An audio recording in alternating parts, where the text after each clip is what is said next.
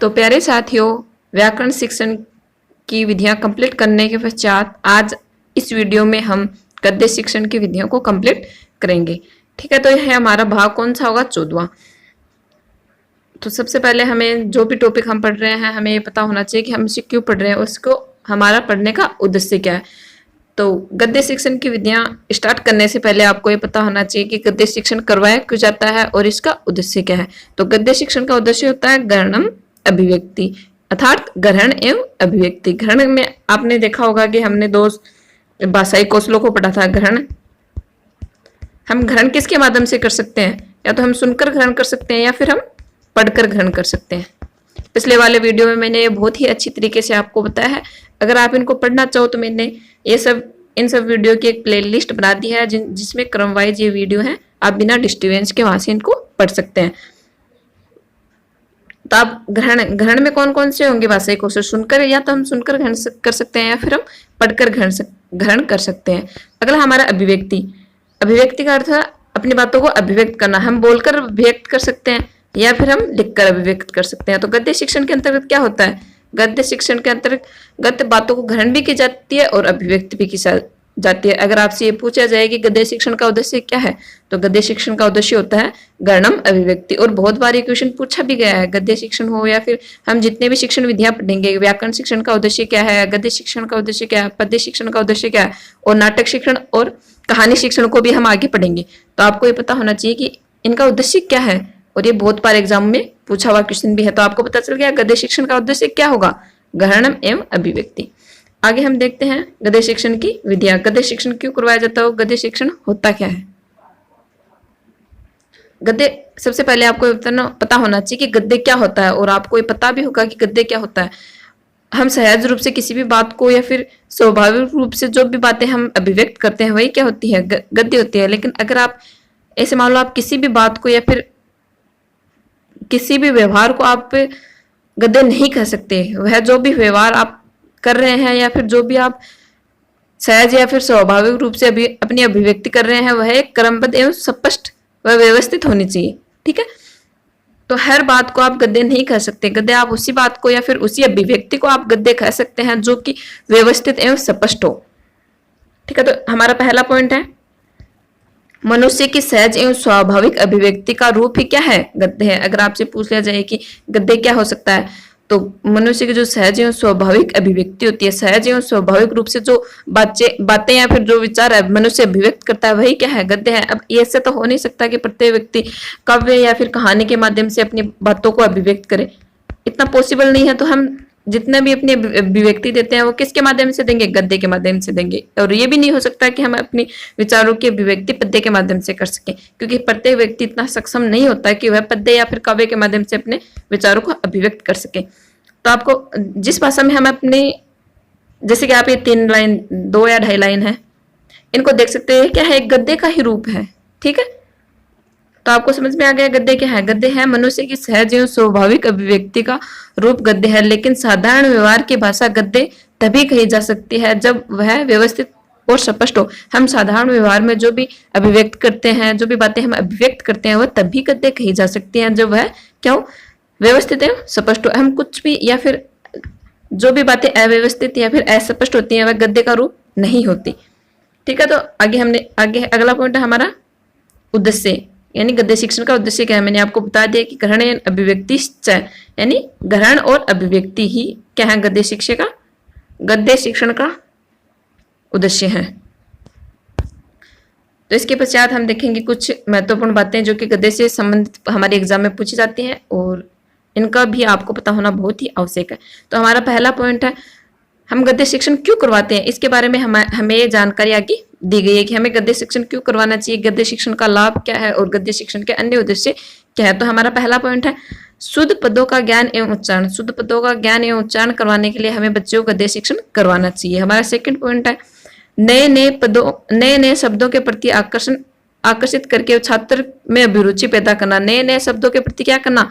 आकर्षित करना। बच्चों को नए नए शब्दों के प्रति आकर्षित करना एवं छात्र में अभिरुचि उत्पन्न करना भी क्या है? गद्य शिक्षण का एक उद्देश्य है। अगला हमारा थर्ड पॉइंट है शब्द भंडार एवं शक्तियों का ज्ञान प्रदान करना। शब्द भंडार, जब बच्चा अधिक से अधिक गद्य का प्रयोग करेगा, अधिक से अधिक एक अपनी बातों को अभिव्यक्त करेगा तो उसमें क्या होगा, शब्द भंडार एवं शक्ति क्या होगा, ज्ञान होगा, और शब्द भंडार की शक्तियां भी प्रबल होंगी। अगले हमारा फोर्थ पॉइंट है भावाभिव्यक्ति एवं कल्पना शक्ति का वर्णन करना। अब प्रत्येक व्यक्ति क्या होता है, अपने भावों को अभिव्यक्त करने पे या फिर अपनी कल्पनाओं को अभिव्यक्त करने के लिए गद्य शिक्षण का सहारा कहीं ना कहीं उससे लेना पड़ता है। ये हो सकता है कुछ कल्पनाएं हम पद्य में कह दें या फिर काव्य के माध्यम से अभिव्यक्त कर दे, लेकिन ये संभव नहीं है कि प्रत्येक व्यक्ति काव्य के माध्यम से या फिर पद्य के माध्यम से अपनी कल्पनाओं को अभिव्यक्त कर सके। तो अपने भावों को अभिव्यक्त करने के लिए या फिर कल्पनाओं को अभिव्यक्त करने के लिए हमें कहीं ना कहीं गद्य शिक्षण का सहारा लेना पड़ता है, और गद्य शिक्षण ही अभिव्यक्त करने का एक सर्वोच्च माध्यम भी है। ठीक है, तो आई होप आपको समझ में है। अगला हमारा अंतिम पॉइंट है विवेचनात्मक एवं समीक्षात्मक शक्ति का विकास करना। गद्य शिक्षण के माध्यम से हम बच्चे में विवेचना करने की या फिर समीक्षा करने की क्षमता का भी विकास कर सकते हैं। तो हमने देखा कि गद्य शिक्षण की जो अन्य उद्देश्य है या फिर हमें गद्य शिक्षण बच्चों क्यों करवाना चाहिए, उनके हमने महत्वपूर्ण पॉइंट देख लिए हैं, जिसमें हमारा पहला था शुद्ध पदों का ज्ञान एवं उच्चारण, सेकंड हमारा था नए नए पदों के प्रति बच्चे को आकर्षित करना एवं अभिरुचि पैदा करना, थर्ड हमारा पॉइंट था शब्द भंडार एवं शक्तियों का ज्ञान प्रदान करना, फोर्थ हमारा पॉइंट था भावाभिव्यक्ति एवं कल्पना शक्ति का वर्णन करना। अगर आपसे पूछ लिया जाए कि हम भावों को अभिव्यक्त एवं कल्पना शक्ति का विकास किसके माध्यम से कर सकते हैं, तो हम गद्य के माध्यम से अपने भावों को और कल्पना शक्तियों को बहुत ही अच्छी तरीके से अभिव्यक्त कर सकते हैं। अगला हमारा पॉइंट है विवेचनात्मक एवं समीक्षात्मक शक्तियों का विकास करना। तो आगे हम पढ़ेंगे गद्य शिक्षण की विधियां। तो आपको सबसे पहले बता दूं कि गद्य शिक्षण की वैसे अलग से कोई भी विधि नहीं होती है। जो काठिन्य निवारण की विधियां होती है वही गद्य शिक्षण की विधियां होती है। इसलिए काठिन्य निवारण की विधि को गद्य शिक्षण की श्रेष्ठ विधि माना गया है। अगर आपसे ये पूछा जाए कि गद्य शिक्षण की श्रेष्ठ विधि कौन सी है, तो काठिन्य निवारण विधि ही गद्य शिक्षण की श्रेष्ठ विधि है। आगे हम जितनी भी विधियां पढ़ेंगे उन सब में हम देखेंगे इन सब में क्या किया जाता है। जो कठिन शब्द है, काठिन्य निवारण का अर्थ होता है जो कठिन शब्द होता है उसको आसान बनाना, किस माध्यम से हम किन माध्यम से हम उनको आसान बनाएंगे, यही आगे हम जो विधियां पढ़ेंगे उनमें बताया गया है। तो आपको पता चल गया कि गद्य शिक्षण की श्रेष्ठ विधि कौन सी होती है। काठिन्य निवारण विधि गद्य शिक्षण की श्रेष्ठ विधि होती है। इसीलिए इसे क्या कहते हैं, गद्य शिक्षण की आत्मा कहा जाता है। अगर आपसे पूछा जाए कि गद्य शिक्षण की आत्मा इसे कहा जाता है, तो काठिन्य निवारण विधि को गद्य शिक्षण की आत्मा कहा जाता है। इसके आगे हम कितनी विधियों का अध्ययन करेंगे, हम गद्य शिक्षण में 5 विधियों का अध्ययन करेंगे। इसमें से हमारी पहली विधि होगी उद्बोधन विधि, या फिर इसे अर्थबोध विधि भी कहा जाता है। अगर आपसे इन दोनों का किसी का भी नाम देके आपसे एग्जाम में पूछा जाएगा कि उद्बोधन विधि में क्या होता है या फिर अर्थबोधन विधि में क्या होता है। हमारी सेकंड विधि होगी प्रवचन विधि या फिर कथन विधि। हमारी थर्ड विधि होगी स्पष्टीकरण विधि। फोर्थ विधि होगी प्रश्नोत्तर विधि, संवाद विधि, सुकराती विधि। ठीक है, तो ये सारे प्रश्नोत्तर विधि के ही क्या है, नाम है, अन्य नाम है। इनको आप यहीं पे लिख लेना। ठीक है, पता नहीं आगे मैंने इनको लिखा है या फिर नहीं लिखा, लेकिन आपको याद रखना कि प्रश्नोत्तर विधि का ही नाम क्या होता है, संवाद विधि होता है। और आगे सुकराती विधि भी इसी का नाम होता है। सुकराती विधि प्रश्नोत्तर विधि को क्यों कहते हैं, क्योंकि सुकरात द्वारा दी गई थी। अगली हमारी 5th विधि होगी व्याख्या विधि। ठीक है, तो हम इन 5 विधियों का अध्ययन इस वीडियो में करेंगे और अंत में हम करेंगे गद्य शिक्षण की जो पाठ योजना होती है उनका अध्ययन हम इस वीडियो में करेंगे। अगर वीडियो आपको अच्छा लगे तो सेक्शन में कमेंट कर जरूर बताएं और चैनल को सब्सक्राइब करें। तो हमारी पहली विधि है अर्थबोध विधि। अर्थबोध विधि के अंतर्गत क्या होता है, मैंने आपको इसका नाम भी बता दिया कि इसको क्या कहते हैं, उद्बोधन। उद्बोध का अर्थ होता है बच्चों से ही जो भी कठिन शब्द है उसका बच्चों से ही अर्थ निकलवाना। उद्बोध का क्या अर्थ होता है, बच्चों से ही अर्थ निकलवाना। आप किसी भी अन्य माध्यम से बच्चों से क्या निकलवाएंगे, अर्थ निकलवाएंगे। यही क्या है, उद्बोधन है। ठीक है, तो आपको समझ में आ गया। हम क्या पढ़ेंगे उद्बोधन विधि में। उद्बोधन विधि में हम यही पढ़ेंगे कि हम बच्चों को किस प्रकार से प्रेरित करें कठिन शब्द का अर्थ निकलवाने के लिए। तो इसमें हमारा पहला पॉइंट है, यह प्राथमिक स्तर के लिए उपयुक्त है। अगर आपसे पूछा जाए कि उद्बोधन विधि या फिर अर्थबोध विधि कौन से स्तर के लिए उपयोगी है, तो यह प्राथमिक स्तर के लिए उपयुक्त है। और बहुत से बाहर एग्जामों में ऐसे क्वेश्चन भी आते हैं कि यह विधि कौन से शिक्षण के लिए उपयोगी है या फिर कौन से स्तर के लिए अनुपयोगी है। तो हमारा सेकंड पॉइंट है, इस विधि को उद्बोधन विधि भी कहा जाता है। मैंने आपको बता दिया कि इस विधि को क्या कहा जाता है, उद्बोधन विधि भी कहा जाता है या फिर अर्थबोध विधि भी इसी विधि को कहा जाता है। हमारा तृतीय पॉइंट है, इस विधि का मुख्य उद्देश्य ज्ञानेंद्रियों को प्रेरित करना। इस विधि के द्वारा छात्र के माध्यम से अर्थ निकलवाया जाता है। ठीक है, तो मैंने आपको बता दिया कि इस विधि में क्या होगा, ज्ञानेंद्रियों को प्रेरित किया जाएगा, यानी कि बच्चे को ही प्रेरित किया जाएगा, उसके जो ज्ञानेंद्रिय है उनको प्रेरित किया जाएगा कि छात्र उसका अर्थ निकाल सके, जो भी शब्द है उसका अर्थ निकाल सके। तो हमारा इसका मेन पॉइंट क्या होगा, उद्बोधन विधि का मेन पॉइंट यही होगा उद्बोधन विधि का, कि इसमें छात्र के माध्यम से ही अर्थ निकलवाने की कोशिश की जाती है। इसे क्या कहते हैं, उद्बोध कहते हैं। हमारा अंतिम पॉइंट, इस विधि में कठिन शब्दों का अर्थ बताकर विभिन्न प्रावधानों से उद्बोधित, यानी कि बच्चों क्या किया जाए, विभिन्न प्रावधान से बच्चों को उद्बोधित किया जाएगा। इसके लिए शिक्षक क्या करता है, इसके लिए शिक्षक प्रत्यक्ष वस्तु, या तो प्रत्यक्ष वस्तु बच्चे को दिखा देगा, या फिर प्रत्यक्ष प्रक्रिया कर, या फिर चित्र या फिर रेखा चित्र कर दिखाकर बच्चे को उद्बोधित करेगा, या फिर वह जो भी कठिन शब्द है उसका अर्थ निकलवाने के बच्चे से कोशिश की जाएगी। आगे हम देखेंगे विस्तार से कि किस प्रकार से ये एग्जाम में पूछे हुए क्वेश्चन है कि उद्बोधन विधि में किस प्रकार या फिर किन संसाधनों का सहारा लेकर हम बच्चे से अर्थ निकलवाने की कोशिश करते हैं। ठीक है, तो आपको ये पॉइंट याद रखने हैं कि हम चित्र दिखाकर बच्चे से अर्थ निकलवाने का प्रयास करते हैं। कोई प्रतिकृति का अर्थ होता है मॉडल दिखाकर, या फिर प्रत्यक्ष अभिनय करके हम, या फिर हमारा अंतिम पॉइंट है पदार्थ को प्रत्यक्ष दिखाकर। एक एग्जाम में पूछा हुआ क्वेश्चन है कि जो उद्बोधन विधि है उसमें किन किन संसाधनों का प्रयोग कर हम बच्चे को उद्बोधित करते हैं, फिर अर्थ निकलवाने का प्रयास करते हैं। तो आपको ये 4 पॉइंट याद होने चाहिए। यही 4 पॉइंट है जिनके माध्यम से हम बच्चे को उद्बोधित कर सकते हैं। इसके अलावा जो अन्य जो भी आपको पॉइंट दिखाई दे, जो भी आपको ऑप्शन दिखाई दे, वह क्या है, गलत होगा। ठीक है, तो हम देखते हैं इनको विस्तार से। हमारा पहला क्या है, पहला पॉइंट हमें रेखा चित्र या फिर रेखा चित्र दिखाकर, इसके अंतर्गत हम क्या करेंगे, इसमें मानचित्र आदि दिखाकर बच्चे को अर्थ निकालने का प्रयास किया जाता है। इसमें क्या किया जाता है, चित्र में या तो आप बच्चे को चित्र दिखा दोगे या फिर मानचित्र दिखाकर बच्चे से अर्थ निकलवाने का प्रयास किया जाएगा। जैसे कि किसी महापुरुष की फोटो आपने बच्चे को दिखा दी और पूछ लिया कि ये कौन से महापुरुष है, या फिर आप इनके बारे में क्या जानते हो। तो ये क्या कर रहे हैं, हम फोटो दिखाकर या फिर महापुरुष की इमेज दिखाकर हम बच्चे से उसका अर्थ निकलवाने की क्या कर रहे हैं, कोशिश कर रहे हैं। उनका नाम है, उनके जो व्यक्तित्व है उनके बारे में हम जानने की कोशिश कर रहे हैं कि बच्चा इसके बारे में कितना जानता है। अगला हमारा गणितीय आकृति है, या फिर आप कोई किसी भी गणितीय कार्य को बच्चे को करवा रहे हैं, कोई भी गणितीय कार्य, तो गणितीय आकृतियों को दिखाकर आप बच्चे से उसके बारे में पूछ सकते हैं कि यह आकृति किसकी है। जैसे कि मान लो आपने त्रिभुज की आकृति बच्चे को दिखा दी और बच्चे से पूछ लिया कि यह किसकी आकृति है, तो बच्चा बता देगा कि यह त्रिभुज की आकृति है। आपने आयत की आकृति बच्चे को दिखा दी, तो आप क्या कर रहे हो, उस आकृति के माध्यम से या फिर उस चित्र के माध्यम से आप बच्चे से अर्थ निकालवाने का प्रयास कर रहे हैं। आगे है देश प्रदेश का नाम। किसी भी चित्र पर या फिर किसी भी मानचित्र पर आप देख सकते हैं कि मानचित्र पर आप देख सकते हैं कि बहुत से देशों का, या फिर हम जब छोटे थे तो हमें एग्जाम में हमें एक मानचित्र बना के दे दिया जाता था और पूछा जाता था कि इसमें भारत देश कहाँ पर है, या फिर इसमें अमेरिका कहाँ पर है, ये या फिर ये मानचित्र कौन से जो स्थान दे दिया जाता था कि जो 1 नंबर लगा हुआ है यह कौन से देश को दर्शा रहा है। तो हम यहाँ वहां पर क्या किया जाता था, बच्चे को आकृति दिखाकर उद्बोधित किया जाता था। तो आपको समझ में आ गया हम चित्र के माध्यम से कैसे बच्चे को से अर्थ निकलवा सकते हैं। अगला हमारा सेकंड पॉइंट है प्रतिकृति का अर्थ होता है मॉडल। आप जब बीएड आपने जब की होगी तो आप मॉडल या फिर जो भी चार्ट है उनको बहुत बार आपने यूज किया होगा और बहुत बार बनाया भी होगा। तो इसमें क्या करते हैं, हम बच्चे को मॉडल दिखाकर अर्थ जानने का प्रयास करते हैं। तो मॉडल हम किसका दिखाएंगे, या तो हम किसी ज्वालामुखी का मॉडल दिखा देंगे, या फिर आपदा प्रबंधन का मॉडल दिखा देंगे, या फिर यातायात व्यवस्था का हम बच्चे को मॉडल दिखाकर समझा सकते हैं। ठीक है, क्योंकि बहुत सी चीजें ऐसी होती है जिनको हम बच्चे के सामने प्रत्यक्ष रूप से नहीं पेश कर सकते हो, तो हम क्या करते हैं उनका छोटा रूप बच्चे के सामने पेश कर देते हैं, जिससे कि बच्चे को अच्छी तरीके से समझ में, वही क्या होता है, एक मॉडल होता है। ठीक है, तो हमारा तृतीय पॉइंट है प्रत्यक्ष अभिनय करके। प्रत्यक्ष का मतलब होता है प्रत्यक्ष रूप से उनके सामने। प्रत्यक्ष का मतलब अर्थ क्या होता है, सामने। ठीक है, यानी प्रत्यक्ष रूप से जो आपकी आंखों के सामने होता है वही क्या होता है, प्रत्यक्ष होता है। अगर आपसे पूछा जाए कि प्रत्यक्ष क्या होगा, तो प्रत्यक्ष होगा जो आंखों के सामने, जो आंखों से हम देख सकें। ठीक है, जो हमारी आंखों के सामने प्रत्यक्ष रूप से मौजूद है वही क्या होता है, प्रत्यक्ष।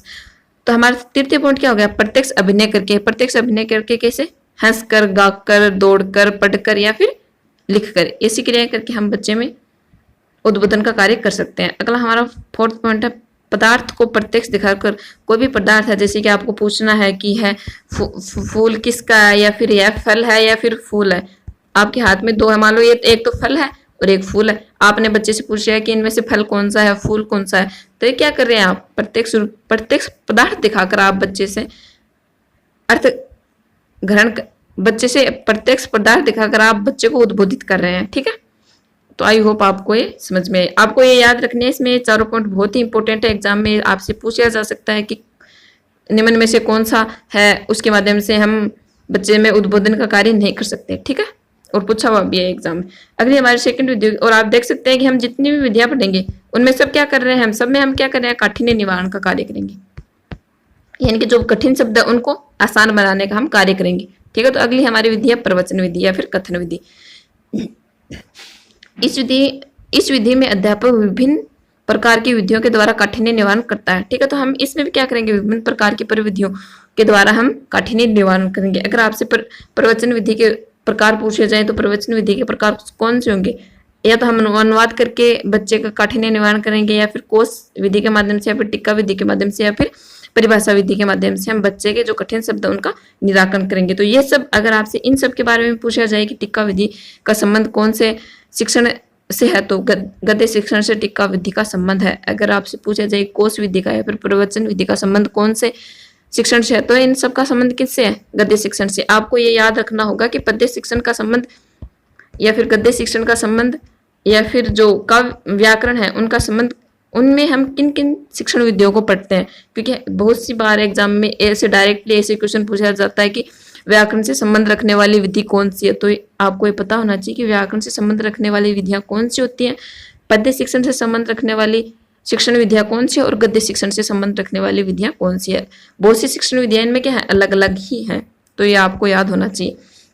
ठीक है, तो हमारे इसमें पहली विधि है अनुवाद विधि। इसमें क्या किया जाता है, जो भी कठिन पद होते हैं, जो भी संस्कृत में वालों कोई कठिन पद है तो उसकी मातृभाषा जो भी बच्चे की मातृभाषा होगी उसमें हम क्या कर देंगे, अनुवाद कर देंगे, और ये प्राथमिक कक्षाओं के लिए क्या है, उपयोगी है। तो हमारी प्रथम विधि कौन सी होगी, अनुवाद विधि। ये इसमें लिखा हुआ है कि यह प्राथमिक स्तर हेतु उपयोगी है।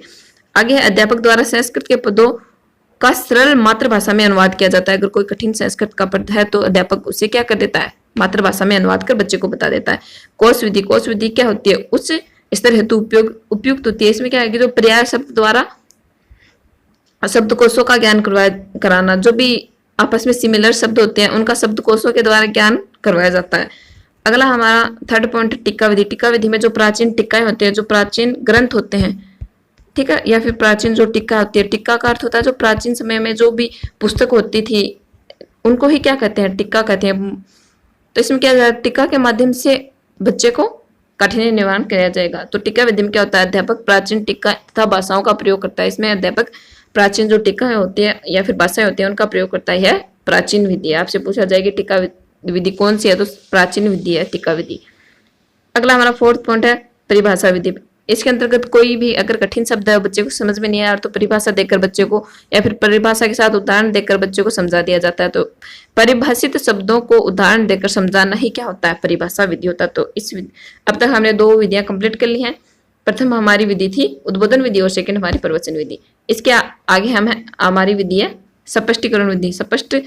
स्पष्टीकरण या फिर शब्द को स्पष्ट करके हम किस प्रकार से काठिन्य निवारण कर सकते हैं। तो हमारा इसमें पहला पॉइंट है उत्पत्ति के आधार पर।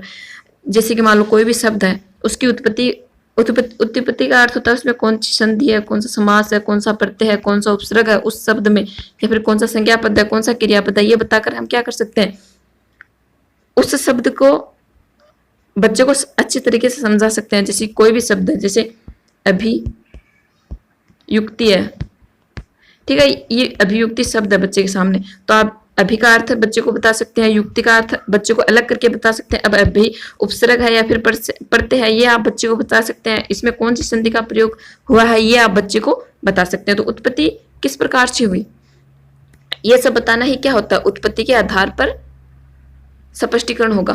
तो इसमें लिखा हुआ है उत्पत्ति के आधार पर स्पष्टीकरण। आगे है संधि, समास, प्रत्यय, उपसर्ग, संज्ञापद, क्रियापद आदि की अलग अलग उत्पत्ति करके अर्थ को स्पष्ट करना ही क्या होता है, उत्पत्ति के आधार पर स्पष्टीकरण होता है। यह उच्च स्तर हेतु अधिक उपयोगी है, क्योंकि बच्चे जो प्राथमिक स्तर के बच्चे होते हैं उनका मानसिक स्तर इतना डेवलप नहीं होता कि वह इन सब चीजों को समझ पाए। तो यह उच्च स्तर के लिए अधिक उपयोगी दिया। आगे हमारा है वाक्य प्रयोग के आधार पर। इसमें लिखा हुआ कि पाठ में आए कठिन शब्दों किसी दूसरे सरल वाक्य का प्रयोग करके अर्थ स्पष्ट करना। यानी आपने देखा होगा कि कोई भी आपको शब्द दे दिया था जाता था और आपसे बोला जाता था कि इसका वाक्य में प्रयोग कीजिए। ठीक, किसी भी वाक्य में कोई कठिन शब्द है उसका दूसरे सरल वाक्य में प्रयोग करना ही क्या होता है, वाक्य प्रयोग होता है। तुलना के आधार पर, अगर हमारा तीसरा पॉइंट है तुलना के आधार पर, अगर दो समान अर्थ है तो उनकी तुलना करके आप बच्चे को बता देंगे तो वह अच्छी तरीके से बच्चा उसे समझ पाएगा और उसकी जो कठिनाइयां वो भी दूर हो पाएंगे। तो तुलना के आधार पर इसमें लिखा हुआ है कि यहाँ समानार्थक यानी कि जो समान अर्थ देते हैं, समानार्थक विलोम शब्द आदि की तुलना की जाती है। यानी समानार्थक शब्द होते हैं या फिर जो विलोम शब्द होते हैं उनकी तुलना की जाती है। अगला हमारा फोर्थ पॉइंट है उदाहरण। उदाहरण किसी भी कोई भी कठिन शब्द है उसका उदाहरण के माध्यम से काठिन्य निवारण करना है। क्या होता है, उदाहरण के माध्यम से काठिन्य निवारण होता है। तो अब तक हमने 3 विधियां देख ली हैं और इनमें बहुत ही इंपॉर्टेंट विधियां, आपसे इनके जो पॉइंट है उनको याद रखना आपकी जिम्मेदारी बनती है।